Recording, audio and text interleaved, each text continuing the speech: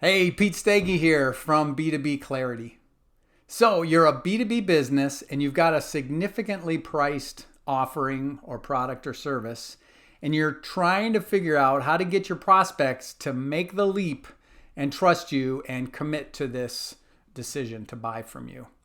I have 3 steps that I'd recommend for you to think about to help make this easier for your prospects and better for you.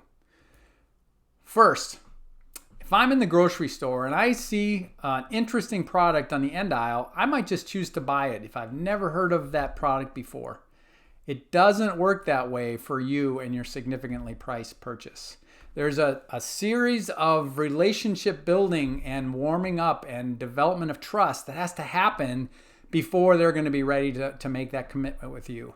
So first you need to understand what each of those steps are. So make sure you've mapped that out and understand what happens first for them to know who you are, say, what happens for them to be interested in your product or curious about it, and then what happens for them to start to trust you, and et cetera, et cetera. It's going to be different for every business, but you need to know what that path is for this to work.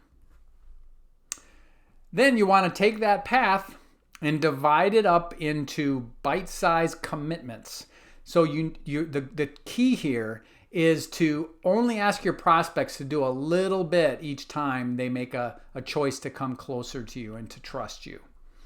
Okay, so that once you've divided your path into these bite-sized commitments, then you need to look at each one of those steps and figure out how you can give them a choice where they get more value than the friction. So they get more than the risk that they're taking.